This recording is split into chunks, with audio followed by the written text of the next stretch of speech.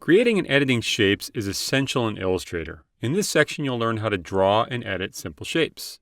To follow along, open this file from the practice files you downloaded. And once your document is open, to make sure you can see all of the artwork, choose View, Fit Artboard and Window. Now to start, you'll select the shape. So select the selection tool in the Tools panel on the left, and then click in this white triangle shape to select it. You'll learn how to draw a few types of simple shapes like this triangle, and then by the end you'll be able to add shapes to create the robot on the right.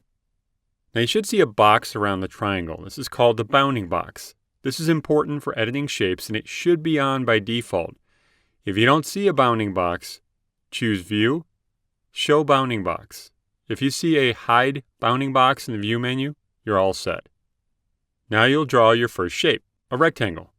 In the Tools panel on the left, click to select the Rectangle tool. Bring the pointer out into the document window and move it around. As you move it, you might see these magenta lines. These are smart guides and they help you align content. If you don't see them, choose View, Smart Guides to turn them on. Now starting on the dashed line here, press and drag to create a rectangle. As you draw with the Shape tool with those smart guides on, you'll see a small gray label appear that gives you measurements like width and height.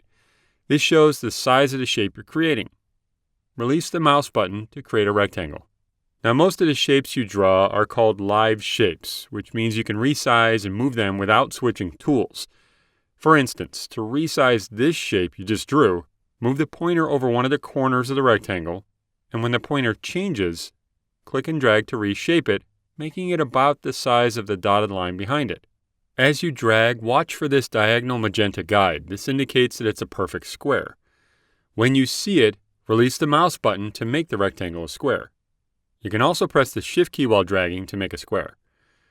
Now notice the small widgets in each corner of this shape. Dragging any of these with the shape selected will let you create rounded corners. So drag any one of these corner widgets toward the center of the shape just a little to round the corners. You'll actually find that most of the shapes you draw will have options like these corner widgets.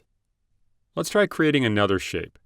To see other shape tools, press and hold on the rectangle tool in the Tools panel on the left to show the Shape menu. Then select the Polygon tool. Starting roughly in the center of this dotted triangle, click and drag to make a shape. Shapes you create with this tool are drawn from the center. When the shape is about this size, press and hold the Shift key to straighten it. Release the mouse button and then the Shift key. Polygons also have shape options like rectangles. For instance, this side widget controls the number of sides on a polygon. So drag this side widget up until the shape has 3 sides. To move a shape with a drawing tool selected, you can drag it from this little circle in the center and position it where you need. Now the last type of shape you'll create is a circle. So press and hold on the Polygon tool in the Tools panel and select the Ellipse tool. Down here, drag to create a circle. And as you drag, watch for these hinting crosshairs, which mean a perfect circle. Release the mouse button when you see them, and the circle is roughly the size you see here.